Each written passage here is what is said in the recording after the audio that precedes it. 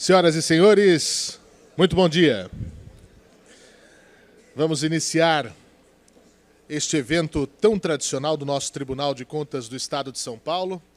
E nós damos as boas-vindas a todos em nosso plenário, em nosso auditório nobre, para mais este ano de Semana Jurídica. É uma grande satisfação receber todos aqui, vermos esse auditório completamente lotado, né? E também saudar aqueles que nos acompanham ao vivo, em tempo real, pela transmissão que nós fazemos aqui em nossos canais oficiais. Muito obrigado a todos mais uma vez pela presença aqui e também para quem nos acompanha ao vivo em tempo real. Nós estamos iniciando a partir de hoje a 22ª edição da Semana Jurídica realizada por esta casa, sob coordenação da Escola Paulista de Contas Públicas deste tribunal. É um evento tradicional criado para estimular o intercâmbio de conhecimento e promover o debate sobre temas de interesse jurídico e também relacionados às atividades de competência do controle externo. A Semana Jurídica ela é direcionada a servidores públicos, a representantes de órgãos da administração pública, lideranças políticas, estudantes, acadêmicos e também, claro, a sociedade em geral. Ela é realizada sempre no início de agosto, em homenagem ao Dia do Advogado, os senhores e senhoras sabem muito bem, que é comemorado no dia 11 de agosto. Lembramos mais uma vez da transmissão ao vivo deste evento, onde não só os participantes que estão aqui no auditório vão poder interagir, mandar perguntas ao final, bem como também aqueles que estão conosco pela transmissão. As suas perguntas serão enviadas para a gente pelo pessoal da Escola Paulista de Contas Públicas. Então, sem mais delongas, para a abertura da nossa 22ª edição da Semana Jurídica do Tribunal de Contas do Estado de São Paulo, convidamos para compor a mesa o nosso anfitrião, presidente e conselheiro Renato Martins Costa, acompanhado do nosso convidado de honra, presidente do Tribunal de Justiça do Estado de São Paulo, desembargador Fernando Antônio Torres Garcia.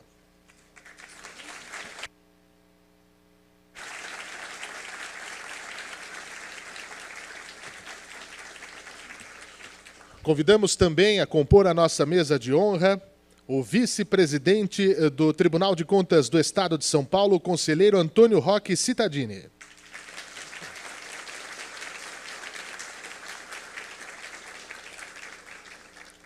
Convido a compor a mesa a conselheira corregedora do Tribunal de Contas do Estado de São Paulo, Cristiana de Castro Moraes.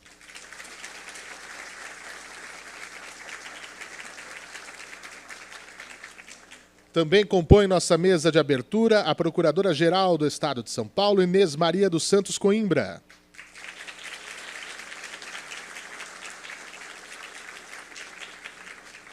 Convidamos a compor a mesa de autoridades o secretário da Justiça e Cidadania, Fábio Prieto de Souza.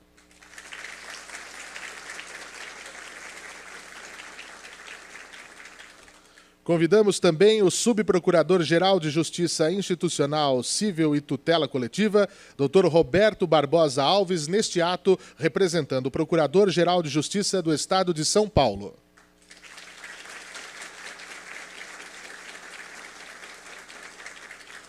Também compõe nossa mesa de abertura o presidente do Tribunal de Justiça Militar do Estado de São Paulo, desembargador militar Enio Luiz Rosseto.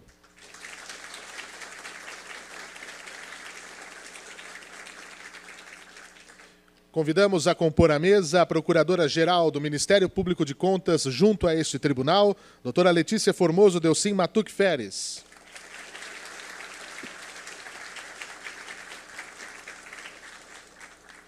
Convidamos também a compor a mesa conosco a Defensora Pública Geral do Estado de São Paulo, doutora Luciana Jordão da Mota Armiliato de Carvalho.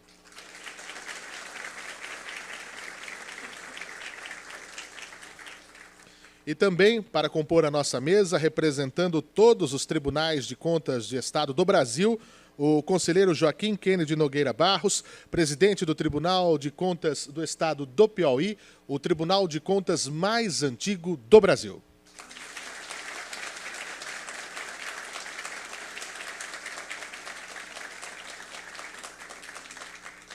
E este ano, conselheiro, temos a honra de, centenário que somos, nos incluir nesse Espaço para Poucos. Seja muito bem-vindo.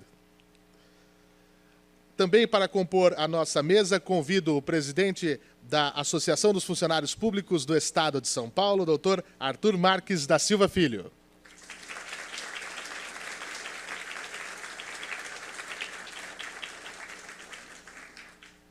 Na extensão de nossa mesa de autoridades, o nosso conselheiro Sidney Beraldo.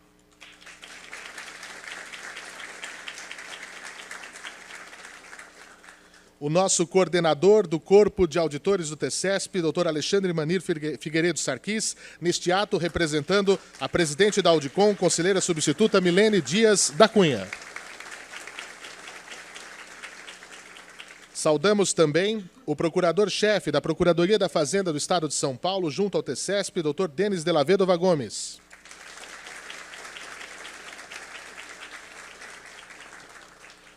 E a presença do presidente do Tribunal de Contas do Estado do Tocantins, conselheiro André Luiz de Matos Gonçalves, o nosso agradecimento.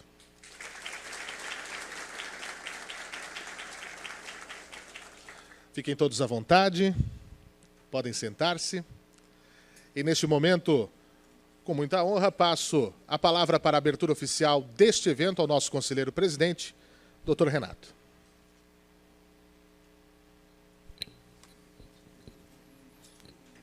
Muito bom dia, minhas amigas, meus amigos, eminentes autoridades, componentes desta mesa, cuja presença engrandece e honra o Tribunal de Contas do Estado de São Paulo, meus colegas e amigas de outros tribunais do nosso país, que igualmente dignificam esta semana de trabalho com suas presenças.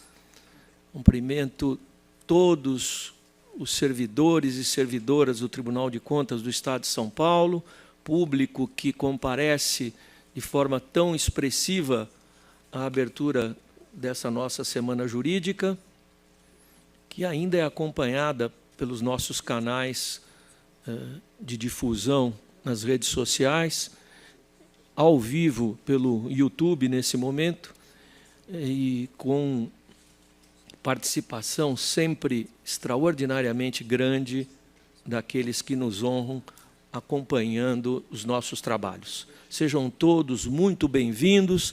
Declaro aberta a 22ª Semana Jurídica do Tribunal de Contas do Estado de São Paulo. Convidamos a todos em posição de respeito para acompanharmos a execução do Hino Nacional Brasileiro, feita pelo Coral do Tribunal de Contas do Estado de São Paulo.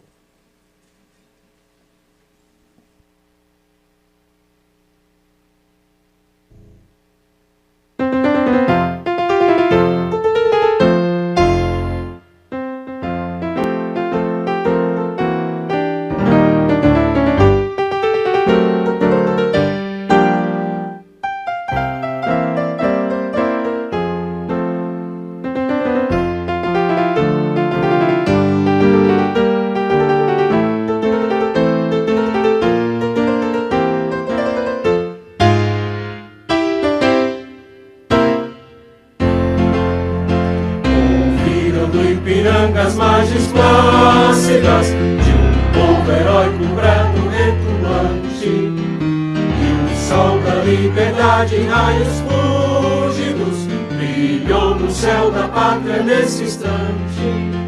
Seu penhor, nessa igualdade, conseguimos conquistar com braço forte. Em teu seio, ó liberdade, desafia o nosso peito à própria morte. Ó pátria amada, idolatrada, salve, salve. Brasil, um sonho intenso, um raio vívido, de amor e de esperança a terra desce. Se em teu formoso céu risonho e límpido, a imagem do cruzeiro resplandece. Gigante pela própria natureza, és bela, és forte, pávido colosso, e teu futuro espelha essa grandeza, terra dourada, entre outras mil és tu, Brasil, ó pátria amada. Dos filhos desse sol és mãe gentil, pátria amada, ó Brasil.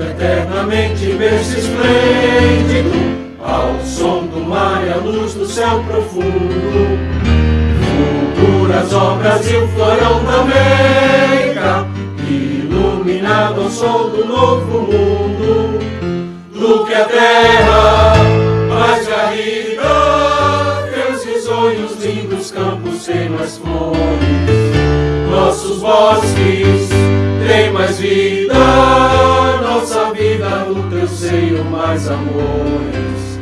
Ó pátria amada, idolatrada, salve, salve, Brasil de amor eterno seja símbolo, olá barão que ostentas estrelado, indigno verde louro desta flâmula, paz no futuro e glória no passado. Mas segues a justiça brava forte, verás que o filho teu não foge à luta, nem teme quem te adora a própria morte, terra adorada. Entre outras mil és tu, Brasil, ó pátria amada. Dos filhos desse sol és mãe gentil, pátria amada, Brasil.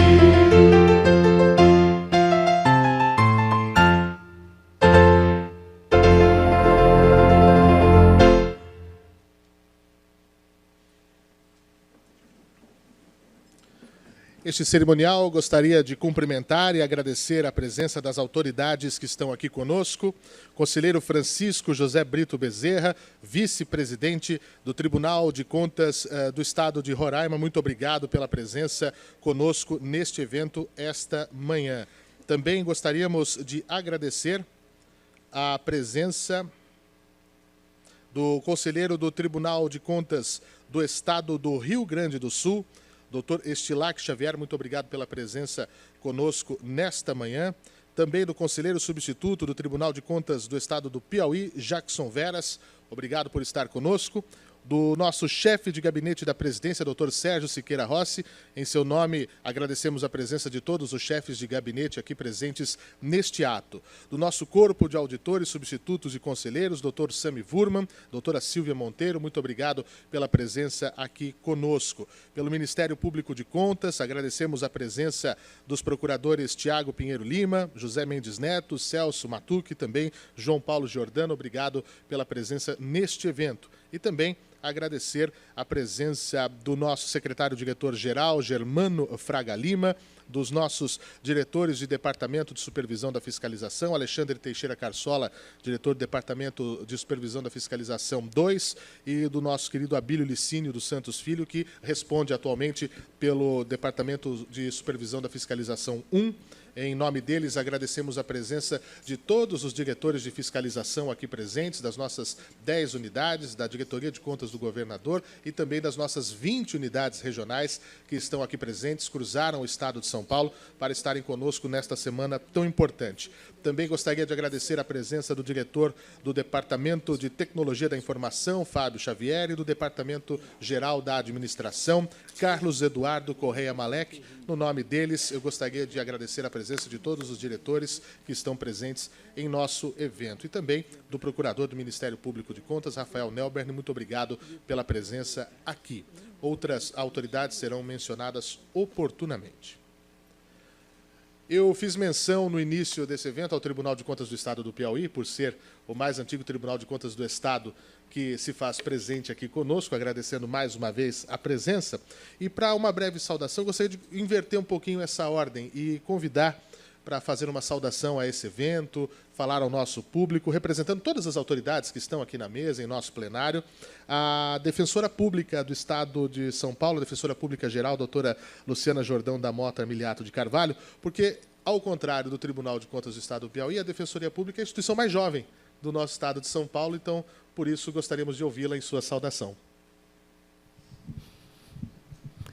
Excelentíssimo presidente do Tribunal de Contas do Estado de São Paulo, doutor Renato Martins Costa, excelentíssimo presidente do Tribunal de Justiça do Estado de São Paulo, desembargador Fernando Torres Garcia, bom dia a todos e todas. Uma alegria à Defensoria Pública do Estado de São Paulo compor essa mesa, participar desse evento. Defensoria Pública do Estado de São Paulo, que é uma instituição muito jovem, que no Estado de São Paulo, criada em 2006, e hoje é a maior defensoria pública do país, contou desde o início da sua formação com o apoio e a orientação do Tribunal de Contas do Estado de São Paulo, parceiro de primeira hora nessa nossa criação e na nossa estruturação. Defensoria Pública hoje que atende quase 2,5 milhões de pessoas no Estado de São Paulo por ano. E fazer parte desse evento no início da minha gestão, há 2 meses tomei posse, muito ainda no início dessa gestão para o biênio 24-26, é uma alegria, uma honra, participando dessa solenidade da 22ª Semana Jurídica do Tribunal de Contas do Estado de São Paulo. Agradeço novamente o convite, desejo uma excelente semana a todos e todas. Muito obrigada.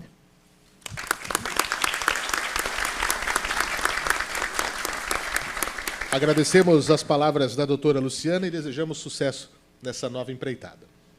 E agora, para a abertura dos trabalhos da nossa 22ª Semana Jurídica do Tribunal de Contas do Estado de São Paulo, vamos ouvir as palavras do excelentíssimo senhor presidente e conselheiro Renato Martins Costa.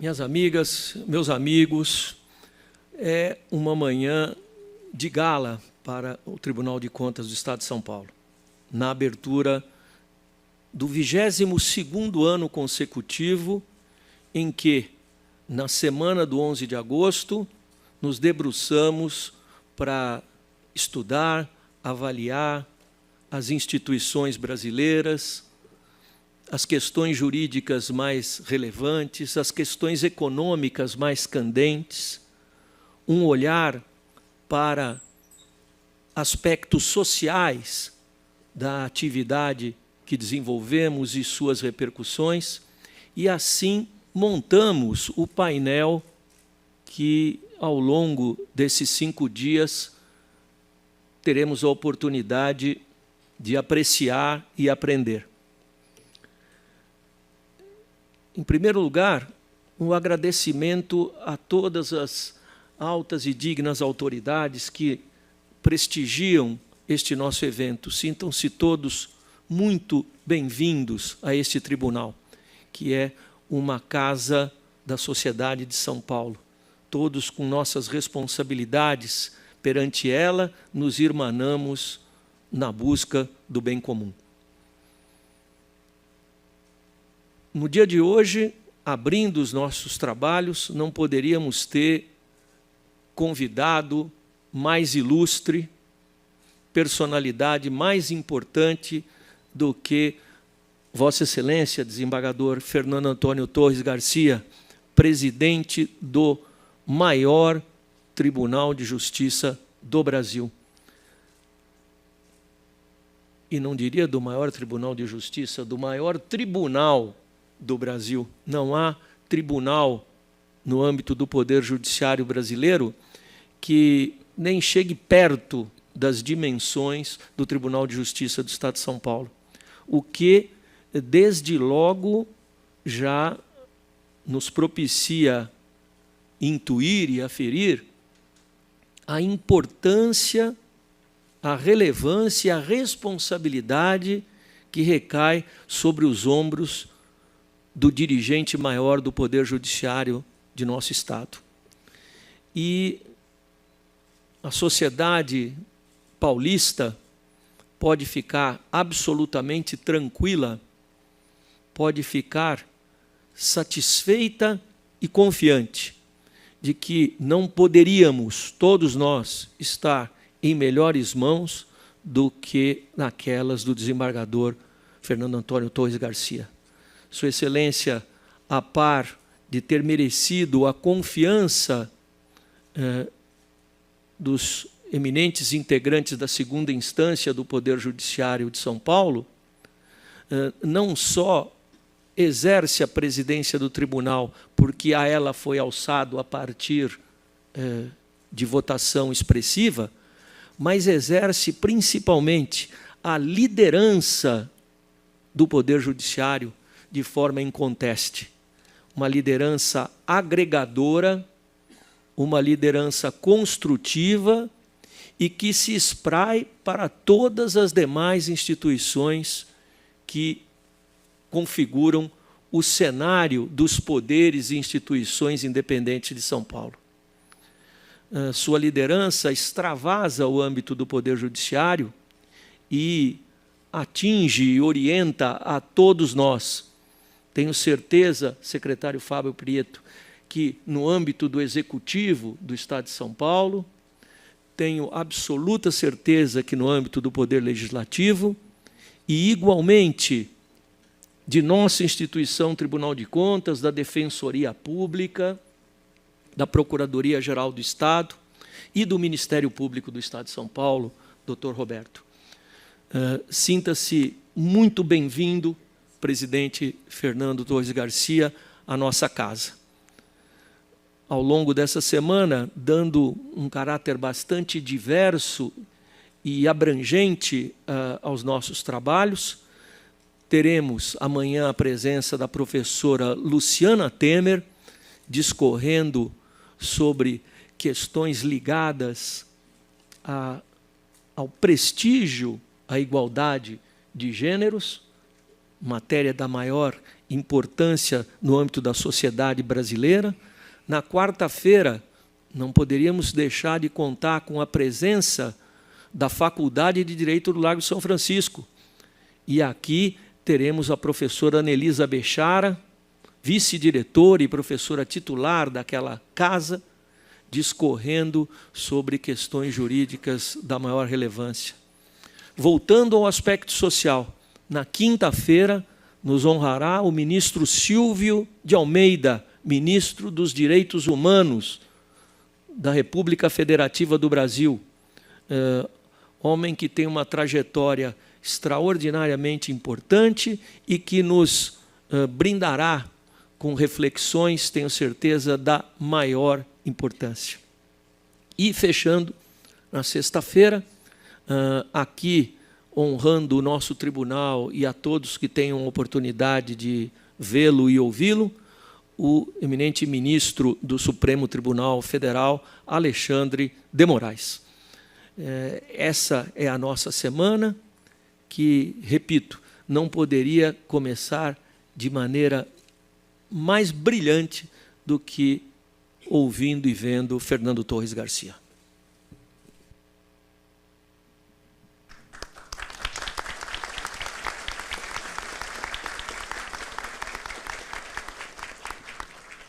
Agradecemos as palavras do nosso conselheiro-presidente, conselheiro Renato Martins Costa, e antes de convidarmos para a palestra inaugural desta semana, faço questão aqui de fazer a leitura do currículo do nosso palestrante, Dr. Fernando Antônio Torres Garcia, desembargador, presidente do Tribunal de Justiça do Estado de São Paulo para o biênio 2024-2025. Nascido em 1959, na cidade de São Paulo, formou-se pela Faculdade de Direito da Universidade de São Paulo, a USP, na turma de 1982. Iniciou sua carreira na magistratura no ano seguinte, nomeado juiz substituto da 4ª Circunscrição Judiciária, com sede na vizinha cidade de Osasco.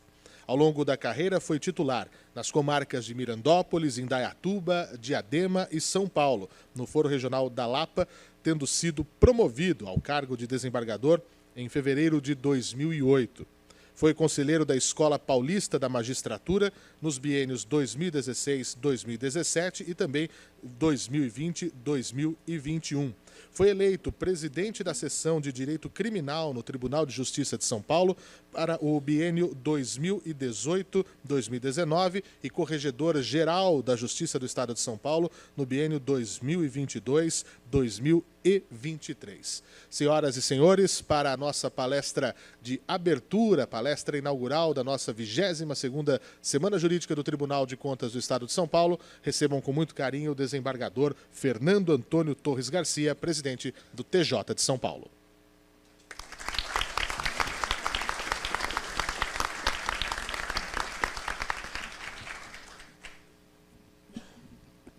Muito bom dia a todas e a todos.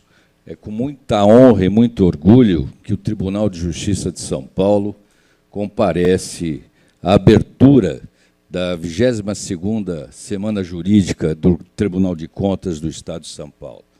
E eu peço vênia para saudar a todas as autoridades já nominadas, na pessoa do presidente desse sodalício de contas, o conselheiro Renato Martins Costa, cujas palavras a mim dirigidas certamente se devem aos quase 40 anos de amizade que nós mantemos, mas por isso do que propriamente pelos meus méritos. O tema de nossa conversa de hoje, como não poderia deixar de ser, envolve o Tribunal de Justiça do Estado de São Paulo, cuja presidência exercerei no biênio 2024-2025. Tentarei expor, ainda que em breves linhas, nossos desafios e os projetos que temos para este biênio. Como se sabe, o Tribunal de Justiça foi instalado no dia 3 de fevereiro de 1874, como Tribunal da Relação de São Paulo e Paraná, com apenas 7 desembargadores. Passados 150 anos, podemos dizer que o tamanho do Tribunal de Justiça do Estado de São Paulo, aliás, como frisou o eminente conselheiro Renato Martins Costa, não encontra padrões de comparação no Brasil.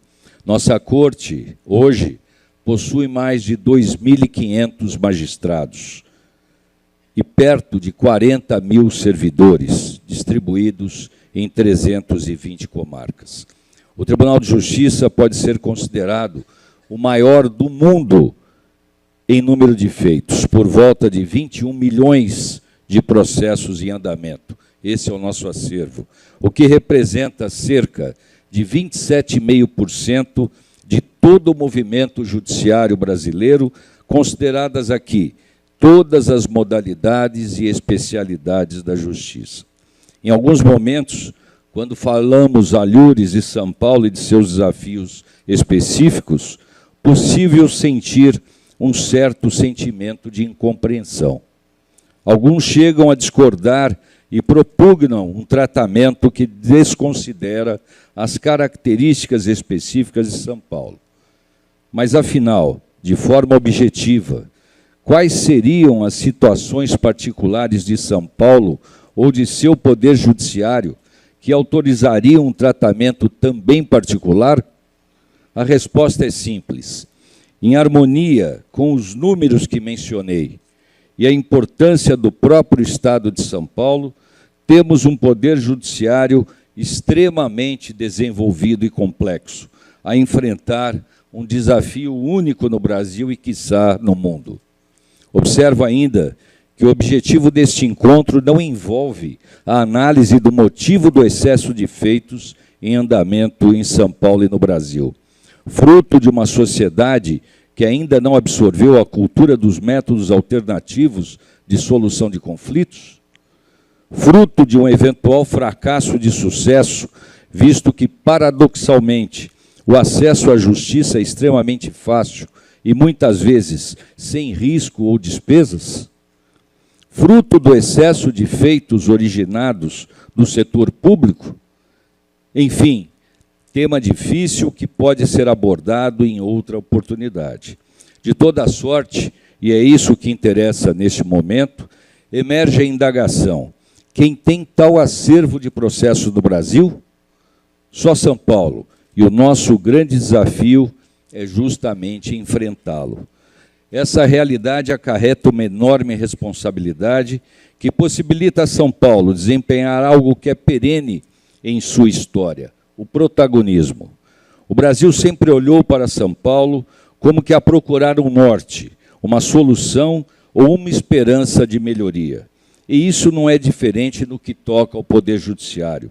Já disse em outra oportunidade, nossa corte conduz.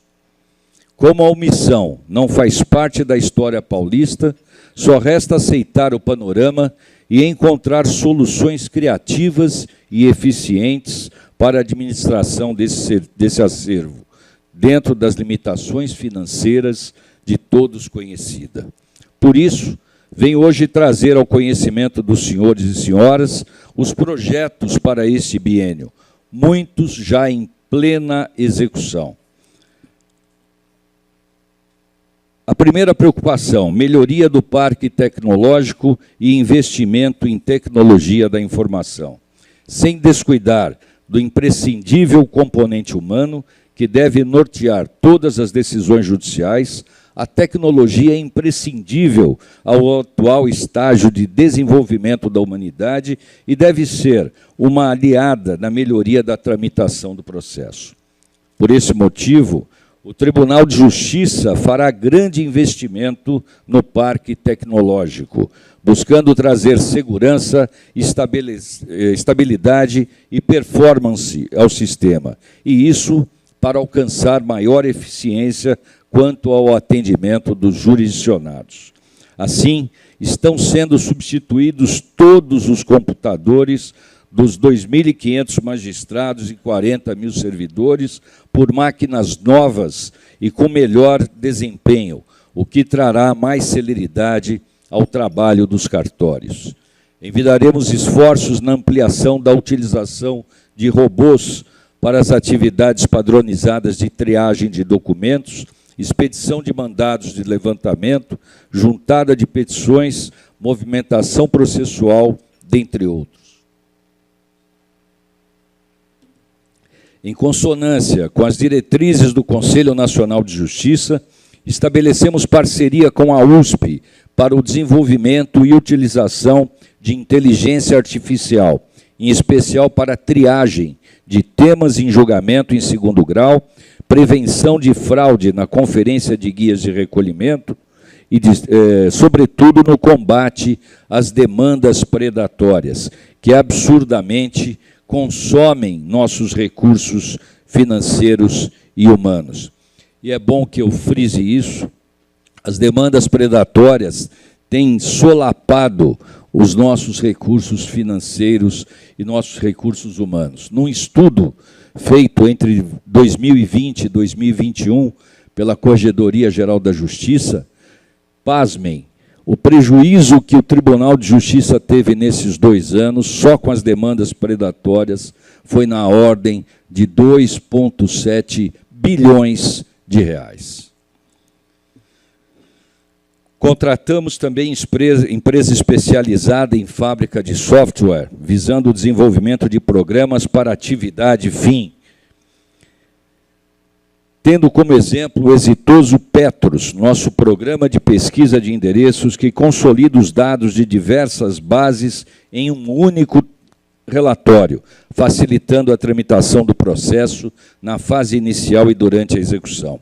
O balcão virtual será ampliado para todas as comarcas do Estado e o atendimento virtual será estimulado pelo Tribunal.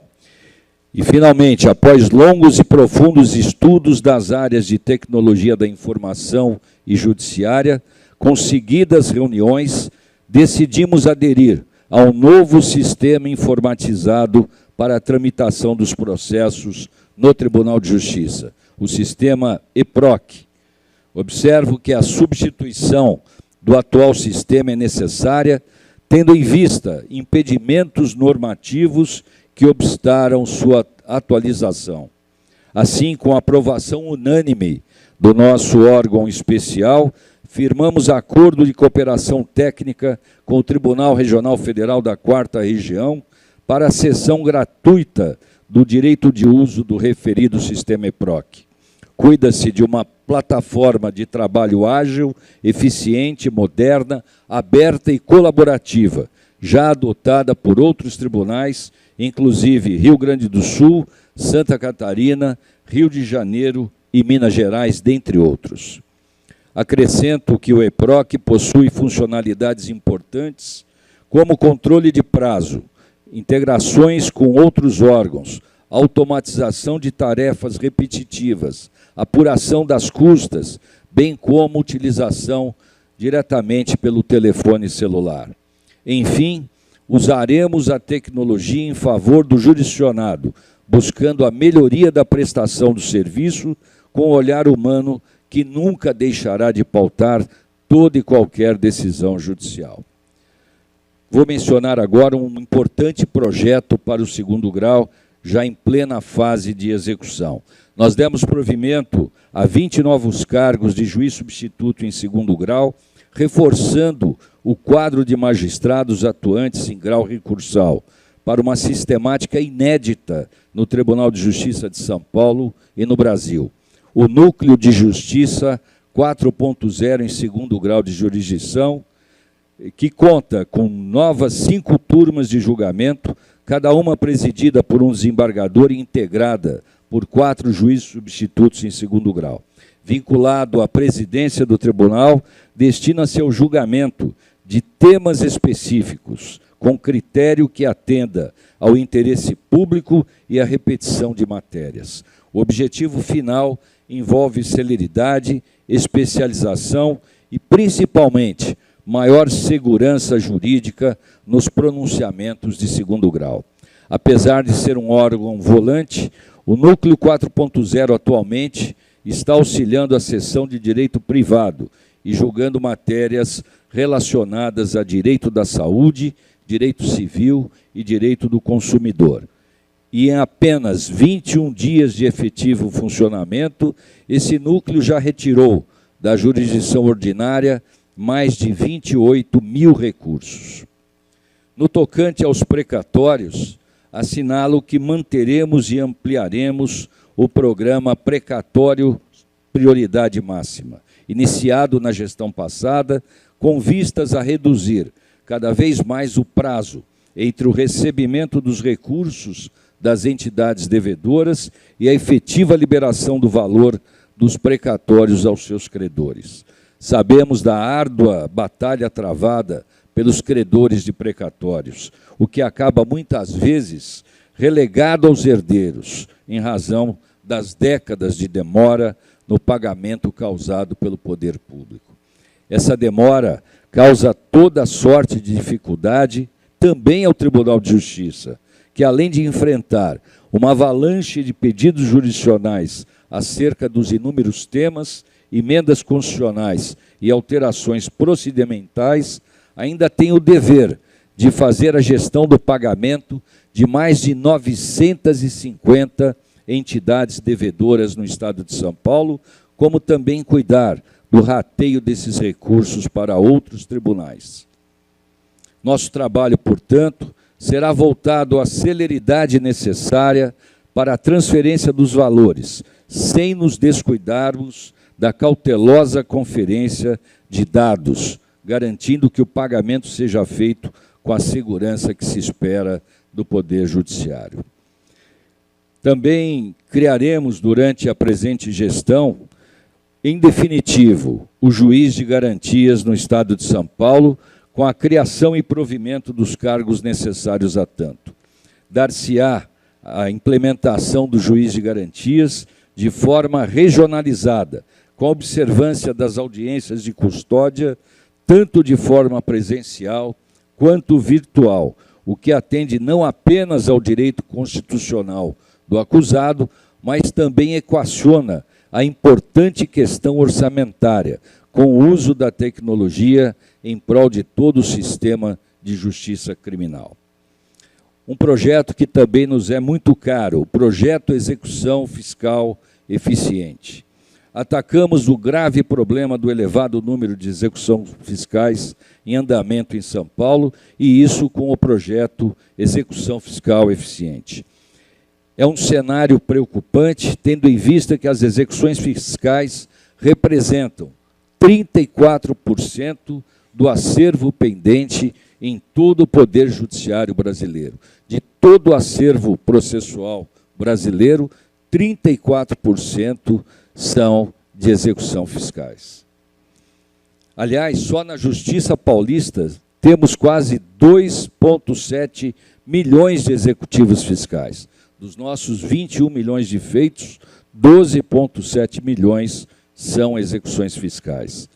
Destes 12,7 milhões, aproximadamente 9 milhões envolvem processos de baixo valor, sem qualquer andamento e sem qualquer viabilidade de recuperação do crédito fiscal. Um gigantesco custo aos cofres públicos para nada. Muito é gasto e praticamente nada é recuperado. Nesse contexto, o Supremo Tribunal Federal editou o tema 1184, seguindo-se que o Conselho Nacional de Justiça, a regulamentar o assunto, baixou a Resolução 547 de 2024, ato que obriga, em apertada síntese, o protesto da certidão da dívida ativa prévio ao ajuizamento da execução, medida que, aliás, aumenta a arrecadação tributária, bem como autorizando a extinção da execução com valor inferior a R$10 mil, sem movimentação por mais de um ano ou sem bens a penhorar. É o que eu trago sempre um exemplo da Prefeitura de Guarulhos, que quando optou pelo protesto da certidão da dívida ativa, abandonando o ajuizamento indevido da execução fiscal, ele quintuplicou a sua arrecadação. E com esse norte, no dia 10 de maio de 2024, juntamente com o Conselho Nacional de Justiça e este egrégio Tribunal de Contas do Estado de São Paulo, reunimos também a Procuradoria-Geral do Estado e 81 prefeituras de nosso Estado com aperfeiçoamento de acordos de cooperação técnica. E a boa notícia é que, até o dia 26 de julho transato, é dizer, em pouco mais de 70 dias deste projeto de execução fiscal eficiente, extinguimos 1.054.900 execuções fiscais sem a mínima probabilidade de sucesso. Mas não é só. Passamos de 92.300 execuções fiscais distribuídas em janeiro para apenas 4.000 neste mês de julho. Isto porque as prefeituras começaram a utilizar o protesto prévio da certidão da dívida ativa. Enfim, em pouco tempo, resultados impressionantes. Ora, apenas com a ativa participação do Estado e das prefeituras será possível levar adiante nosso projeto para as execuções fiscais com a celeridade que planejamos. E com a eliminação de quase metade do nosso acervo processual, é fácil intuir o quanto poderemos dispor de recursos humanos e financeiros para as atividades de maior importância no sistema de justiça. Também estamos já implementando um programa para tratamento adequado das ações coletivas.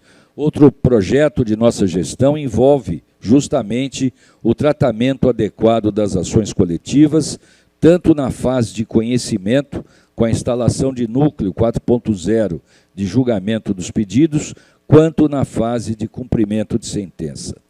Sabemos da angustiante demora no cumprimento das sentenças coletivas, o que exige descomunal esforço no manejo dos milhares de pedidos, além da sofrida situação do credor, em geral servidores públicos, que demoram a ter seu direito reconhecido, efetivamente implementado. Para esta fase processual de cumprimento de sentença, foi criado junto ao Gabinete da Presidência o GAAC, Grupo de Apoio ao Cumprimento de Sentença nas Ações Coletivas, formado por magistrados e representantes das fazendas estadual e municipal de São Paulo. Nossa intenção é fomentar o diálogo institucional entre o Tribunal de Justiça de São Paulo e as fazendas mais demandadas de nosso Estado, Estado de São Paulo e município de São Paulo, para que, por um esforço conjunto, consiga-se proceder ao cumprimento das sentenças coletivas de forma mais célere e eficiente. Também ampliaremos as UPJs e promoveremos a recomposição do quadro de servidores do Tribunal de Justiça no interior de São Paulo, dando continuidade ao já exitoso sistema batizado de UPJ, Unidade de Processamento Judicial. Ampliaremos a sistemática tanto para os cartórios do interior quanto para o segundo grau de jurisdição, otimizando a nossa força de trabalho de forma especializada e padronizada, o que refletirá na melhoria sensível da prestação jurisdicional. Essa proposta, em plena harmonia com os avanços do processo eletrônico, unifica cartórios da mesma competência e permite uma distribuição do trabalho mais organizada e eficiente. O cumprimento das determinações judiciais fica a cargo do cartório unificado, enquanto os atos decisórios ficam vinculados a um gabinete dotado de boa estrutura funcional. Para tanto, faremos a recomposição do nosso quadro de servidores, em especial nas comarcas do interior, além de novos concursos para magistrados. Aliás, hoje está publicado no Diário Oficial mais um edital para 237 vagas para juízes de direito no Tribunal de Justiça do Estado de São Paulo. Também promoveremos uma reengenharia de ocupação de espaços físicos. Com o advento do processo eletrônico, o espaço físico que se precisava há 10 anos para o armazenamento dos processos de papel não é o mesmo que se necessita na quadra atual. Justamente por isso, demos início a uma revolução em relação à ocupação de espaço físico, no afã de profunda redução de prédios próprios, locados e cedidos do Poder Judiciário de São Paulo. Hoje, nós temos 785 prédios. Tomando-se como exemplo a comarca de Bauru, cuja atividade jurisdicional se exerce em 7 prédios, restarão somente 3 após a conclusão dos trabalhos de reutilização dessas unidades. E assim será feito em todo o Estado de São Paulo. Evidente que essa medida não se esgota em um único biênio, mas é imprescindível que essa racionalização tenha início, pois certamente terá continuidade nas gestões seguintes, uma vez que propiciará considerável redução de despesas. Ampliaremos também os métodos a utilização dos métodos alternativos de solução de conflitos. Renovamos nossa equipe, que tratará dos métodos alternativos de solução de conflitos no Tribunal de Justiça de São Paulo, com vistas a avançar no tratamento dos meios consensuais de solução de litígios nesta gestão. Urge que todas as comarcas de nosso Estado tenham, em definitivo, seus sejusques devidamente criados e adequadamente instalados. Em parceria com a Escola Paulista da Magistratura, investiremos em cursos de formação e aperfeiçoamento dos nossos juízes, servidores e conciliadores, para que o sistema de justiça esteja preparado para o tratamento consensual das controvérsias que batem às portas do Poder Judiciário. Também de maneira pioneira no país, criamos no Tribunal de Justiça de São Paulo a unidade de monitoramento e fiscalização de decisões do Sistema Interamericano de Direitos Humanos. Temos a constante preocupação com a temática dos direitos humanos e, na condição de maior tribunal do Brasil, voltaremos nossos olhos também para as cortes internacionais, e isso para fazer cumprir em São Paulo as decisões que protegem os direitos fundamentais consagrados em nossa Constituição, bem como nos tratados internacionais dos quais o Brasil é signatário. Nossos magistrados são também juízes interamericanos e devem estar preparados para o enfrentamento do tema, o que terá a atenção da nossa gestão na unidade de monitoramento e fiscalização recentemente criada. Bom, encaminhando-me para o final, muito ainda haveria a ser dito, mormente a respeito de matérias sensíveis, como a violência doméstica, a infância e juventude, o júri, as demandas predatórias, família e sucessões e varas empresariais. Aliás, as varas empresariais, no ano passado, nós criamos também de maneira inédita no país as varas empresariais regionais, abrangendo várias comarcas de mais de uma região administrativa, todas em funcionamento desde o ano passado. É sabido que a experiência humana de distribuir justiça exige esforço e dedicação diários, além de sensibilidade e doação daqueles que escolheram entregar o que possuem de melhor ao próximo. Essa é a escolha de vida de cada juiz e pode ser sentida por todos que estão dedicados a esta gestão no Tribunal de Justiça de São Paulo. Como disse, neste ano de 2024, o Tribunal de Justiça completou 150 anos de existência. E após 40 anos de carreira, fui alçado ao cargo de presidente deste tribunal, o que muito me honra. A despeito do tempo já dedicado à magistratura, sinto-me diariamente motivado a oferecer o melhor em prol do jurisdicionado de São Paulo, sentimento que vivencio desde os primeiros dias da minha carreira. Desejo que neste biênio possamos prosseguir na aproximação com todos que atuam na busca da justiça e da paz social, o que inclui, por evidente, e como parceiro indissociável, o nosso Tribunal de Contas do Estado de São Paulo, exemplo de exação e de extrema competência. Muito obrigado pela oportunidade e grato por me ouvirem. Muito obrigado.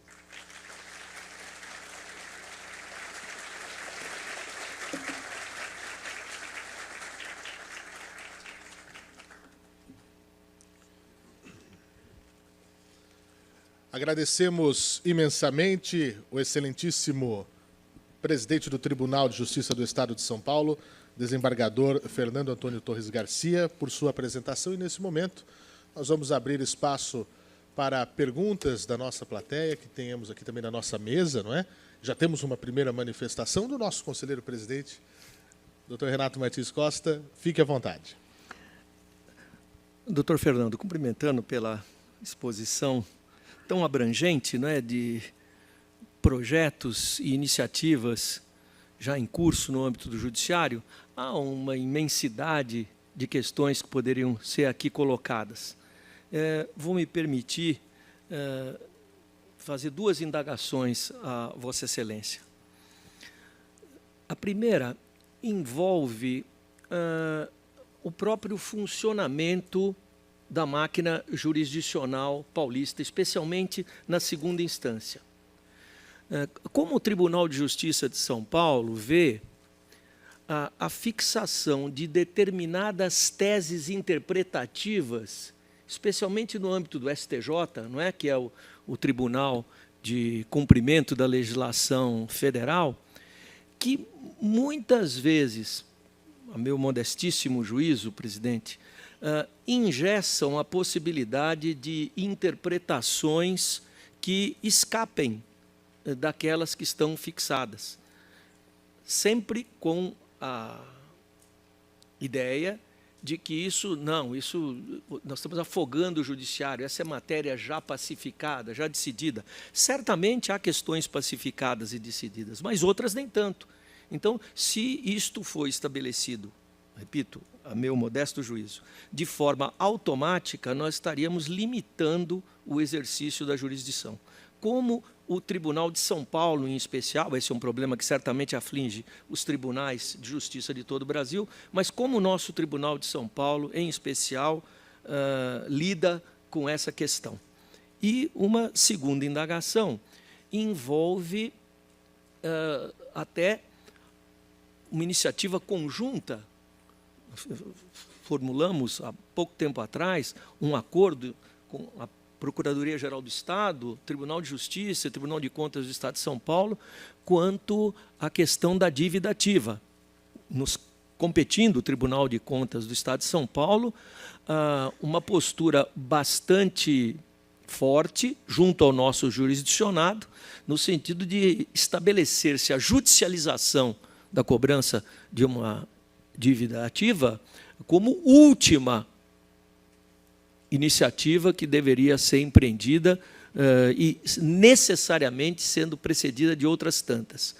Já existe, a partir daquele acordo e do próprio estabelecimento de rotinas internas no âmbito do tribunal, de apreciação jurisdicional desses processos, resultados que se apresentam como palpáveis? São essas as duas indagações que, respeitosamente, eu deixo a Vossa Excelência.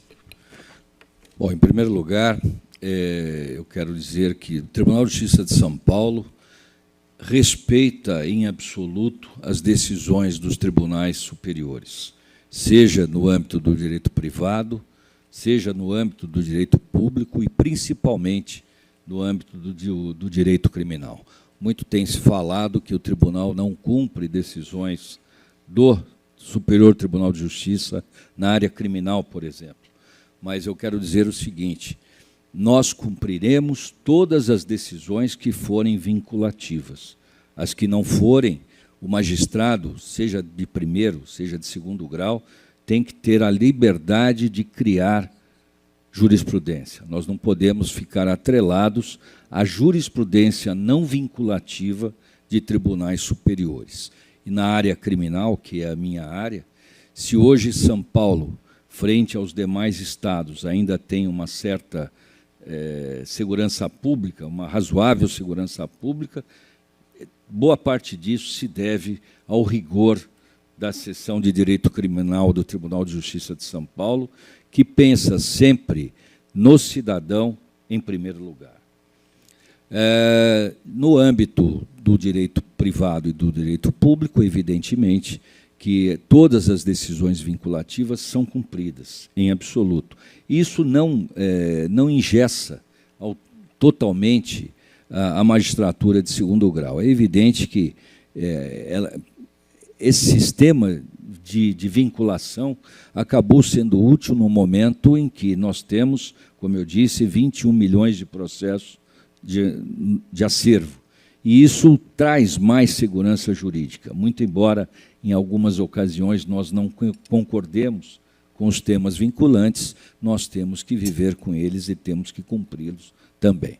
No tocante à execução fiscal, o nosso projeto de execução fiscal eficiente, eu sempre que posso agradeço à Procuradoria-Geral do Estado e ao Tribunal de Contas do Estado, assim como aquelas 81 prefeituras que, em maio passado, firmaram conosco esse acordo de cumprimento do tema 1184 do Supremo Tribunal Federal. Eu, na minha fala, já disse, mas quero frisar que dos 21 milhões de processos do nosso acervo, 12,7, ou seja, mais do que a metade, dizem respeito à execução fiscal. E desses 12,7 milhões, 9 milhões, ou seja, pouco menos da metade do nosso acervo, são de execuções fiscais sem a mínima possibilidade de sucesso, sem a mínima possibilidade de cobrança do débito fiscal. E a orientação que o Tribunal de Contas do Estado tem dado às prefeituras de nosso Estado tem gerado efeito, sim, presidente. Veja que das execuções fiscais em andamento, desses 9 milhões que eu mencionei, já foram extintos 1.054.000 execuções fiscais. Nós já extinguimos muito mais do que o acervo de muitos estados no Brasil. E o principal, não estão sendo ajuizados executivos fiscais na proporção que vinham sendo ajuizados anteriormente. Eu mencionei que em janeiro deste ano, quando ainda não existia o projeto Execução Fiscal Eficiente, foram ajuizadas 92.351 execuções. Neste mês de julho, já com os parâmetros sendo cumpridos pelas prefeituras, os parâmetros da resolução do tema 1184, sobretudo o protesto prévio ao ajuizamento, nós baixamos de 92.000 para 4.000 neste mês de julho. Então, os resultados já são palpáveis e são gigantescos, porque tudo que diz respeito a São Paulo é grande e é gigante. Temos mais manifestações.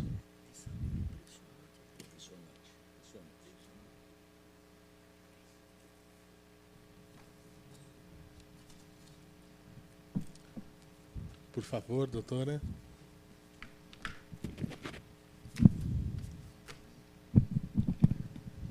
Bom dia a todos e a todas. É uma alegria estar novamente aqui nessa Semana Jurídica, que já é um evento que há muito marca o calendário jurídico aqui do nosso Estado, um evento aguardado, e hoje tendo sido brindado com essa fala que, além da sua clareza e da sua verve, traz notícias muito alvissareiras, presidente. Realmente, nós, a Procuradoria-Geral do Estado, é um grande cliente do tribunal, a gente dá bastante trabalho para o tribunal, o Estado de São Paulo, temos muito o que fazer, e o gabinete de Vossa Excelência tem sido sempre muito aberto e dialógico, e, enfim, e temos conseguido contribuir e construir muitas coisas conjuntamente. Então, várias dessas, a questão da execução fiscal, a questão dos precatórios, que agora também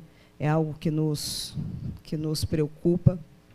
E a pergunta que eu queria dirigir a Vossa Excelência diz respeito à questão dos precatórios, que é algo que está no centro da nossa atenção, é um problema antigo do Estado de São Paulo, que o governador já pediu bastante esforço para a equipe para que nós possamos enfrentar. Temos feito alguns movimentos, então, o programa de transação tributária que foi gestado pela Procuradoria e apoiado pelo governo, que gerou o programa Acordo Paulista. Uma das mudanças é que o contribuinte, ao fazer o acordo, pode quitar suas dívidas com precatório, com uso de precatório ou crédito acumulado, que eram questões antigas, mas, com isso, a gente imagina que também os precatórios vão ter um pouco mais... É possível que tenha alguma diminuição nesse acervo. Agora, uma das dificuldades grandes que a gente enfrenta, presidente, diz respeito à verificação da cadeia sucessória dos precatórios.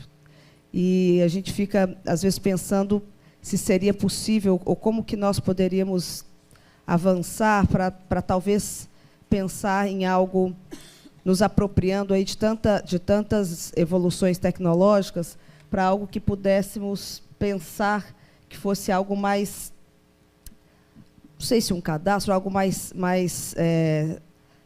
que desse celeridade, ao mesmo tempo segurança jurídica, porque eu acho que esse seria um avanço muito grande. Esse foi um dos nossos grandes gargalos quando a gente, no uso de precatórios, por exemplo, no Acordo Paulista, é a aferição da cadeia sucessória, enfim. Então, aproveitando aqui essa oportunidade, essa honra de pensar junto, um pouco como nós poderíamos avançar nesse tema. Dizer, em primeiro lugar, que, apesar da Procuradoria-Geral do Estado ser um dos nossos maiores clientes, é também um dos nossos maiores parceiros. Nós temos procurado soluções conjuntas entre o Poder Executivo e o Poder Judiciário, sempre almejando o interesse público e a facilitação da vida do nosso jurisdicionado. Essa é a nossa meta constante. Nós temos também esse mesmo gargalo, doutora, porque não depende exclusivamente de nós a verificação dos casos de cessão e sucessão no precatório. Muitas vezes, e na maioria das vezes, são herdeiros que não se tem notícia, não se tem origem, e os advogados não conseguem contactá-los, e aí existe esse gargalo de fato. Mas a nossa preocupação é procurar acelerar esse processo. Não há solução mágica para isso, em termos de sucessão e cessão. Cessão é ainda mais fácil do que a sucessão, mas a sucessão realmente atravanca o cumprimento, o pagamento de um precatório e, consequentemente, o acordo que o Poder Executivo tem procurado fazer também com os devedores na troca do crédito pelo precatório. Mas eu ainda prefiro ter mais cautela, porque, como se sabe, quem paga mal paga duas vezes. Não é? Então, infelizmente, esse é um ponto que não há sistema informatizado que resolva. Nós já tentamos várias alternativas, tentaremos outras ainda nessa fase final do nosso biênio. Tenho no gabinete uma juíza assessora que é especializada na questão do precatório, a senhora bem sabe, a doutora Paula Naval, e nós estamos buscando acelerar a questão sucessória e também a questão relativa à cessão. Mas é um problema que aflige a todos nós mesmo. Muito obrigado, mais uma vez, ao nosso palestrante. Agora temos uma pergunta que vem do nosso procurador, Dr. Tiago Pinheiro Lima. Vou pedir a gentileza de levar o microfone para o senhor.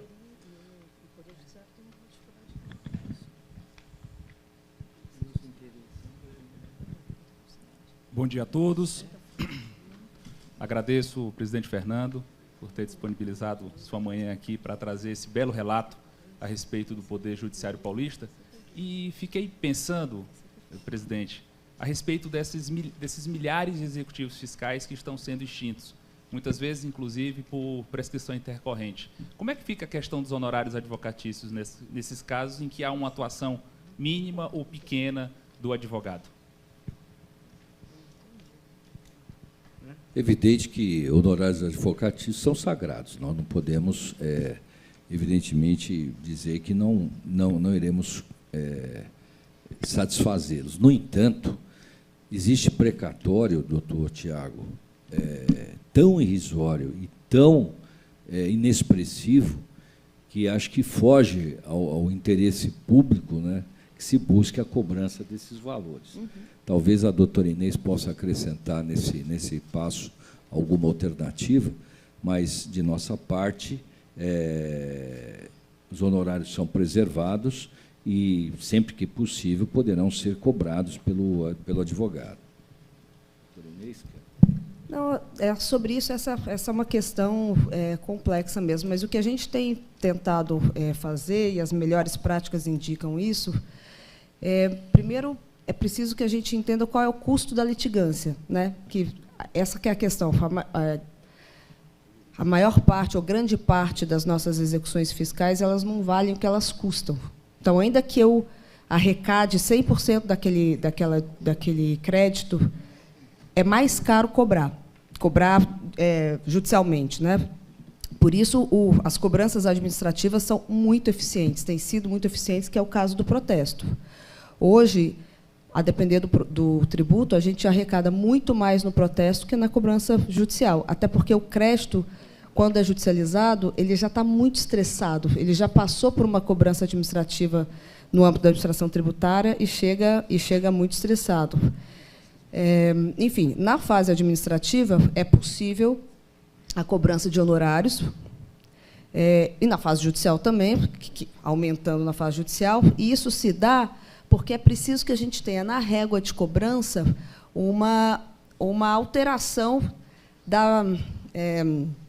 a vida do contribuinte o contribuinte precisa sentir que há uma diferença entre aquele que paga o seu tributo em dia e aquele que só vai pagar quando sofre uma ação judicial.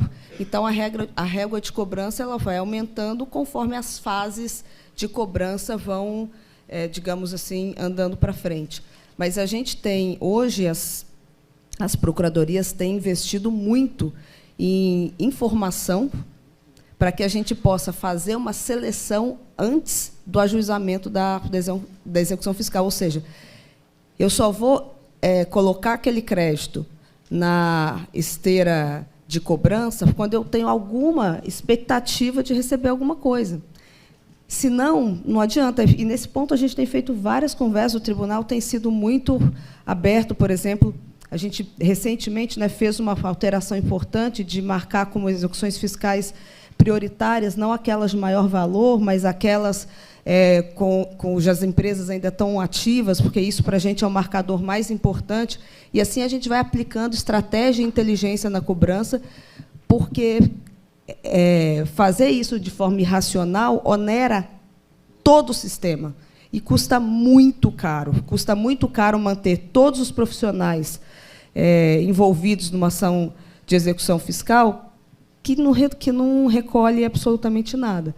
Então, assim, os honorários eles são preservados em toda a cadeia, em toda a régua de cobrança, mas o mais importante mesmo é atuar com racionalidade e com estratégia e com dados que são não só jurídicos, mas econômicos. A economicidade aqui importa. Não é possível mais litigar sem pensar em economicidade. E tanto que essas 81 prefeituras que participaram da celebração deste acordo, boa parte delas, os respectivos procuradores, estão abrindo mão. Porque, ainda que vá cobrar os honorários, vai ser a mesma coisa que querer cobrar o crédito fiscal. Não tem quem pague. Não volta, então, não. é dinheiro que vai ser jogado fora para nada. A cobrança de honorários será a mesma história do débito fiscal. Então, é impressionante isso. Podia. Por favor, à vontade, conselheiro. Doutor Fernando, satisfação, como sempre, tê-lo aqui. Doutor Fernando, o nosso presidente colocou na sua palestra a questão do juiz de garantia, que é uma mudança grande. Não sei se poderia avançar, qual é o modelo que vai se adotar para isso, porque eu noto que ainda há muitas discussões aí, não sei como é que o Tribunal de Justiça fará, se por comarca, por região, enfim, porque será uma mudança grande, né? Embora seja uma novidade, o juiz de garantias, não propriamente uma novidade para o Estado de São Paulo, porque nós temos aqui já há mais de 25 anos o Departamento de Inquéritos Policiais, o DIPO, que funciona, guardadas as proporções, como um verdadeiro juiz de garantias. Mas agora, com a decisão do Supremo Tribunal Federal confirmando a necessidade e a validade do juiz de garantias, nós teremos que implementá-lo em todo o Estado de São Paulo. O ideal seria se nós pudéssemos, em cada comarca, estabelecer um juiz de garantias. Mas se hoje, há 2 semanas, nós demos posse para 126 juízes substitutos. Há 2 semanas, tomaram posse 126. Hoje, já abrimos um concurso com 237 vagas. Então, vejam que o que há de mais escasso no Tribunal de Justiça hoje, felizmente, não é o dinheiro, mas, infelizmente, é o magistrado. Nós não temos juízes para fazer frente a um juiz de garantias com tanta capilaridade como poderia ser o ideal. Mas nós temos no Estado 10 regiões administrativas, a capital e mais 9 regiões administrativas.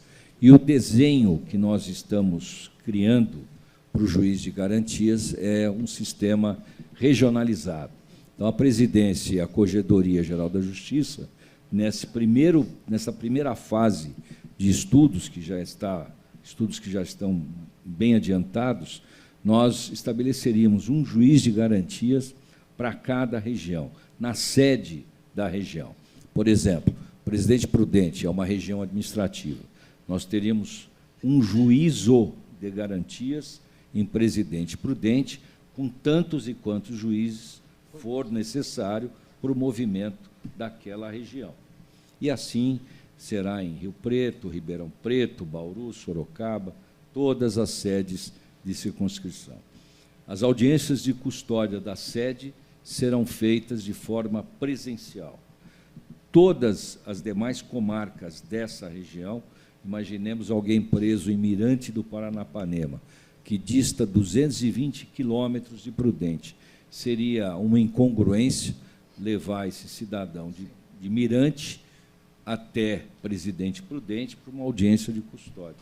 O custo do Estado para isso, a retirada de policiais do policiamento ostensivo para fazer uma apresentação deste jaez. E se chega lá em Prudente e soltam, como é que ele volta para Mirante Paranapanema? Quem que vai levar? Um preso que às vezes está de chinelo e calção. Ele vai assaltar o primeiro que ele encontrar para voltar para Mirante Paranapanema. Então não faz sentido isso. Tudo que for fora da sede nós vamos fazer pela via virtual. Serão audiências de custódia virtual. Então, grosso modo, esse é o primeiro desenho. Mas ainda existem particularidades, como, por exemplo, em São Paulo.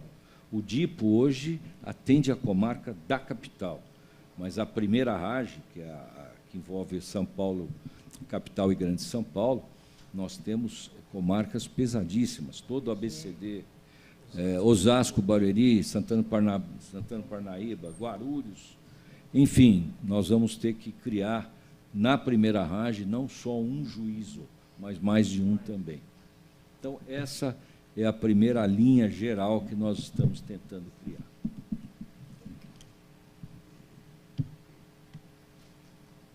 Temos mais manifestações, mais perguntas? Eu vou aproveitar, se for possível. Por favor, doutora. Queria agradecer a oportunidade de ouvir Vossa Excelência, doutor Fernando, sempre um parceiro de primeira hora da Defensoria Pública do Estado de São Paulo. E vou me permitir, já que soubemos aqui em primeira mão de inúmeras inovações de vosso biênio, a atuação sempre muito pronta, muito pensando no futuro dos jurisdicionados no Estado de São Paulo, e trazer a Vossa Excelência um pedido para que fale um pouco mais do novo sistema do EPROC. A Defensoria Pública do Estado de São Paulo atua com um volume de peticionamentos muito grande. No mês de julho, nós peticionamos em torno de 112 mil vezes no Tribunal de Justiça. Sei que Vossa Excelência sempre preza no Tribunal de Justiça por essa atuação muito próxima. A Defensoria já se colocou aqui à disposição de Vossa Excelência do Tribunal para o início dessa integração com o novo sistema. Acho que seria muito interesse, tanto da Defensoria quanto de todos, ouvir um pouco mais de Vossa Excelência a respeito dessa transição. Eu quero ressaltar também a excelência da Defensoria Pública do Estado de São Paulo. E não é hoje que eu faço isso em todas as oportunidades que sou chamado a falar sobre a Defensoria.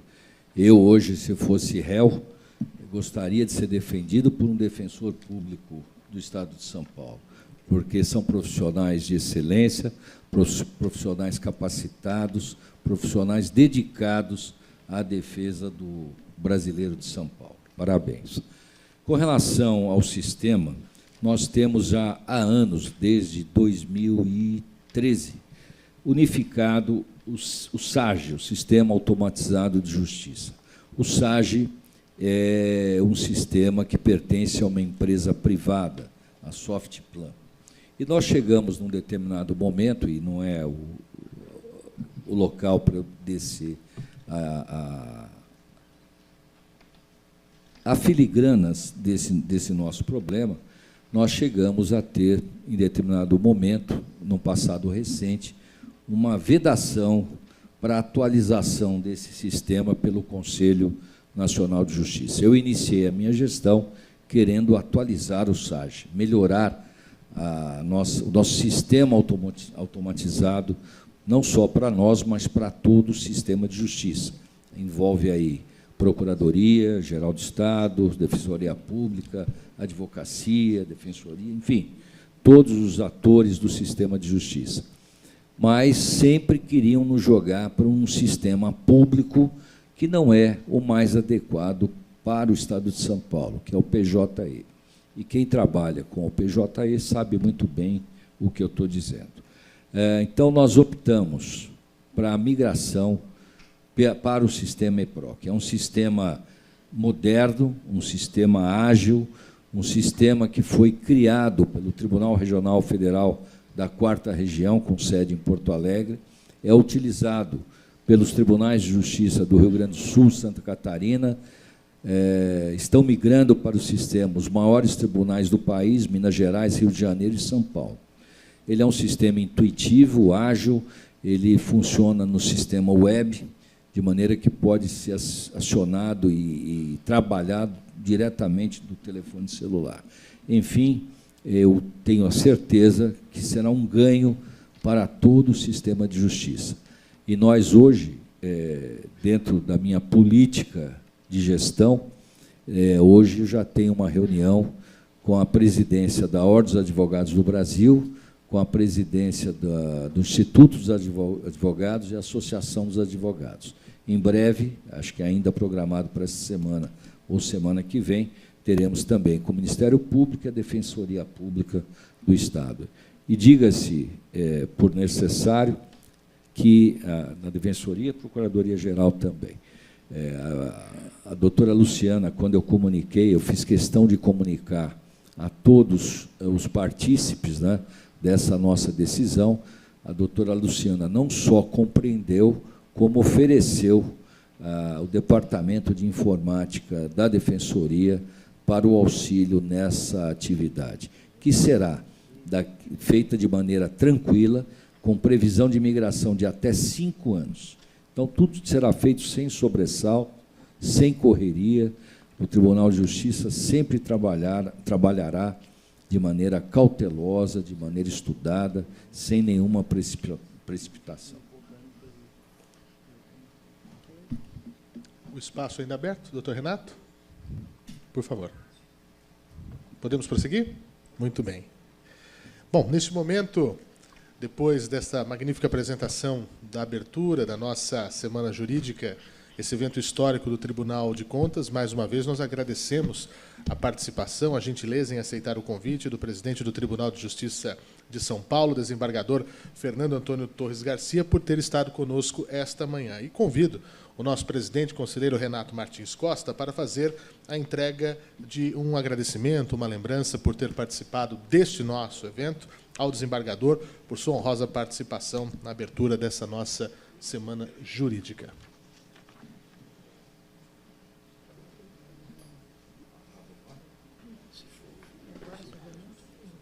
Vamos posicionar melhor aqui para a fotografia.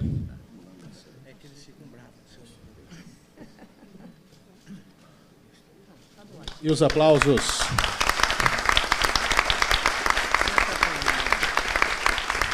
E o agradecimento, uma vez mais.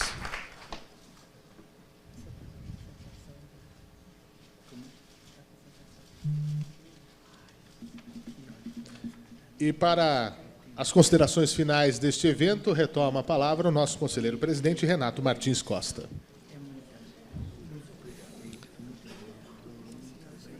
Efetivamente, não poderíamos ter iniciado nossos trabalhos dessa semana de uma maneira mais importante, relevante e abrangente o que tivemos oportunidade de aqui presenciar. É do interesse de todos termos essas informações que envolvem a estrutura do Poder Judiciário, sua organização e os projetos que, no seio daquele poder, estão em andamento, visando a melhoria da prestação jurisdicional.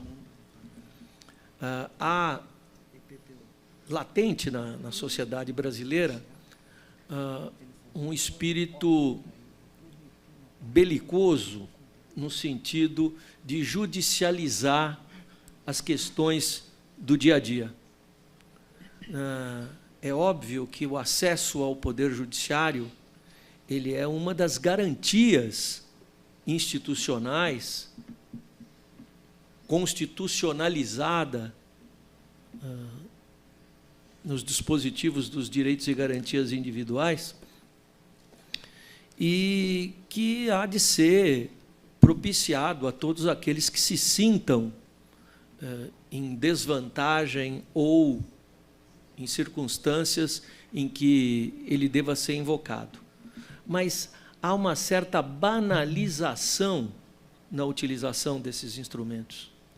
E essa banalização se converte em acervos, em processos aos quais terão que ser dados despachos, andamento, decisões interlocutórias, uma decisão final, que pode ser objeto de um recurso, que pode ter nascido nessa pequena comarca de Mirante do Paranapanema e, dependendo das circunstâncias, e parar no Supremo Tribunal Federal.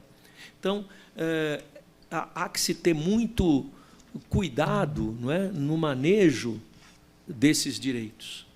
E o Tribunal de Justiça de São Paulo, assim como todo o Poder Judiciário brasileiro, ele precisa se organizar e se estruturar contando com esses acessos, que são incontroláveis muitas vezes, mas sempre apelando ao critério, ao bom senso, à necessidade de conciliação, à paz que deve presidir a relação entre as pessoas e as instituições. Sem diálogo, sem entendimento, sem convergência de propósitos, o que vamos ter como resultado é o caos. É o caos, e o caos não interessa a ninguém, senão a aqueles que dele queiram tirar algum tipo de proveito. As instituições do Estado de São Paulo, elas são maduras, elas são sólidas, elas têm consciência do seu papel perante a sociedade e perante o concerto das estruturas político-administrativas, e o que ouvimos e vimos nessa manhã de hoje nos deixa com a segurança reforçada de que, presidente Fernando Antônio Torres Garcia, de que o Poder Judiciário de São Paulo é um exemplo para todos nós e é um exemplo para todo o Brasil. Muito obrigado pela oportunidade que nos deu, nós, Tribunal de Contas do Estado de São Paulo, e a todos os nossos amigos e amigas que aqui acorreram e que estão em um número muito grande e expressivo acompanhando esses trabalhos pelas nossas redes sociais, especialmente pelo YouTube. E saímos todos revigorados nessa manhã com esta certeza. São Paulo tem um Tribunal de Justiça, São Paulo tem um Poder Judiciário à altura dos seus desafios. Muito obrigado. Declaro encerrada a sessão desta manhã, convidando a todos para amanhã, às 10 horas da manhã, aqui estarmos para recebermos calorosamente e ouvirmos a professora Luciana Temer. Está encerrada a sessão.